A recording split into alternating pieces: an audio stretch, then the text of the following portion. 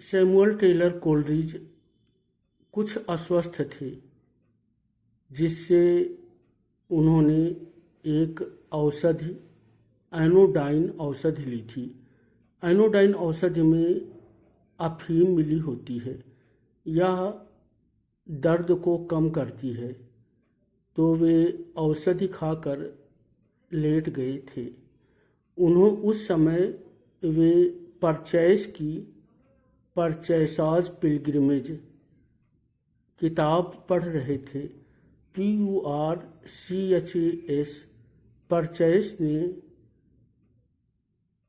जिसको उस समय वो पढ़ रहे थे, वह कुबला खान का प्रकरण था। यानी कुबला खान ने एक महल बनाया था।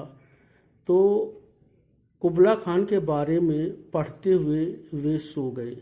वे एक सपना देखते हैं और सपने में वे 400 से 500 पंक्तियों की कविता सोच डालते हैं।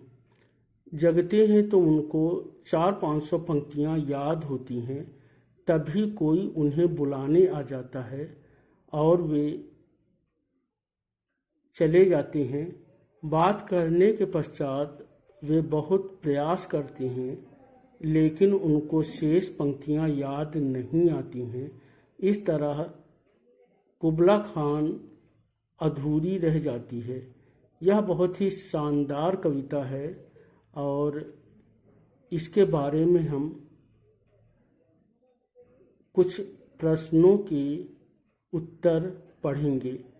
कुबला खान यानी जो कि प्रारंभ होती है, in Xanadu did Kubla Khan a stately pleasure dome decree where Alph the sacred river ran through caverns measureless to man down to a sunless sea। तो कुबला खान अथवा a vision in a dream a fragment से संबंधित questions पढ़ेंगे। इसे 1797 में compose किया गया था। सपने में कंपोज किया गया था।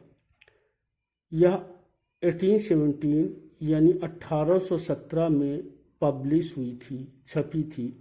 1817 में छपी थी।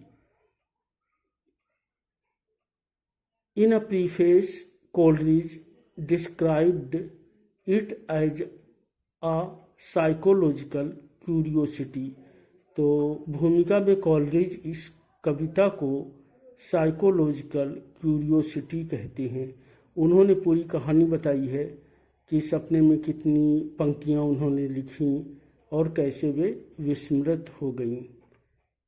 Some critics have termed the poem as an objective correlative of a dose of opium।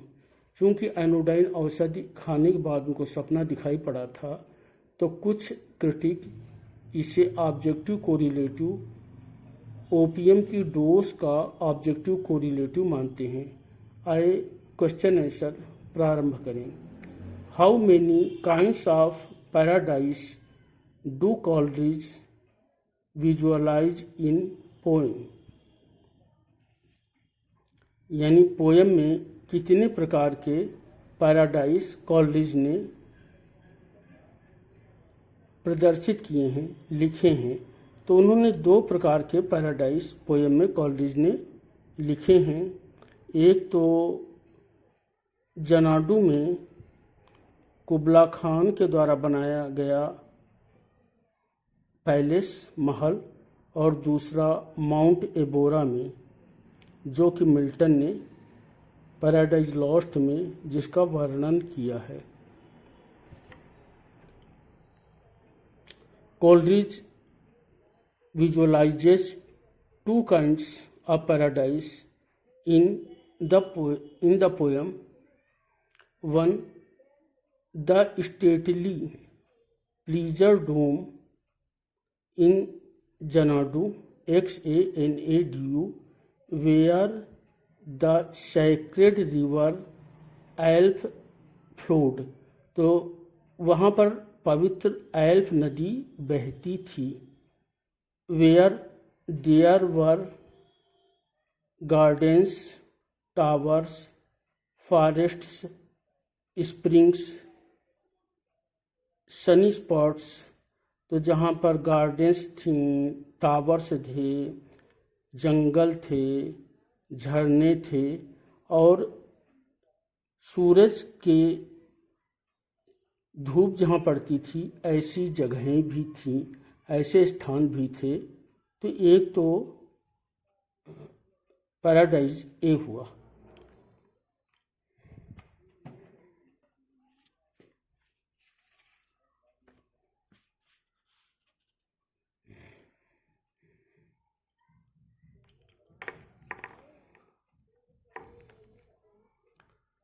And the deep romantic कैज्म, और गहरे गहरे गर्त थे और उनमें बर्फ हुआ करती थी, तो उसे डीप रोमांटिक कैज्म कहा है।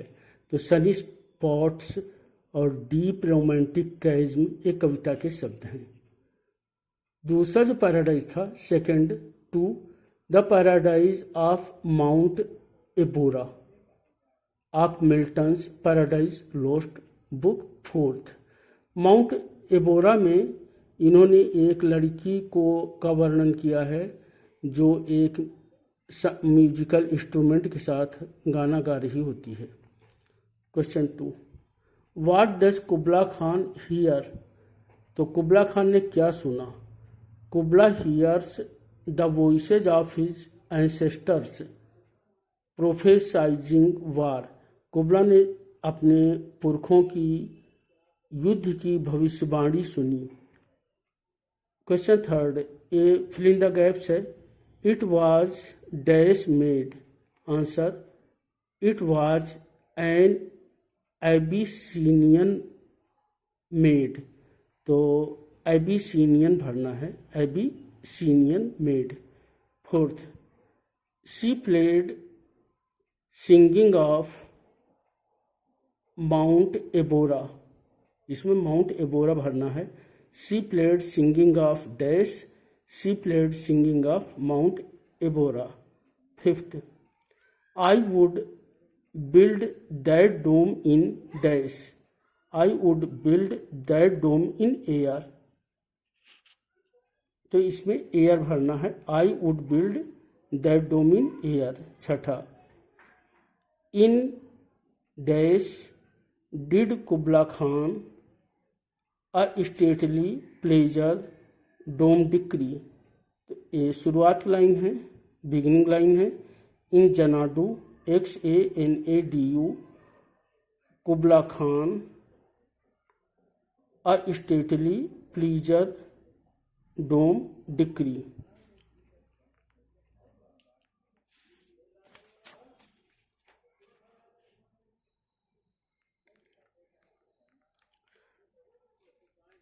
सातवां प्रश्न, for he on honey dew hath fed. For he on honey dew hath fed and drunk the milk of dash. तो इसका होगा and drunk the milk of paradise. ये लास्ट लाइन्स हैं, अंतिम पंक्तियां हैं। Question 8, whom the poet had seen in a vision। कवि ने सपने में किसे देखा? तो कवि ने सपने में एक लड़की को देखा था जो एक डल्सीमर,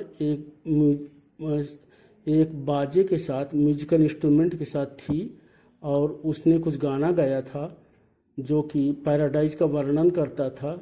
तो कवि वैसी ही कविता लिखना चाहता है।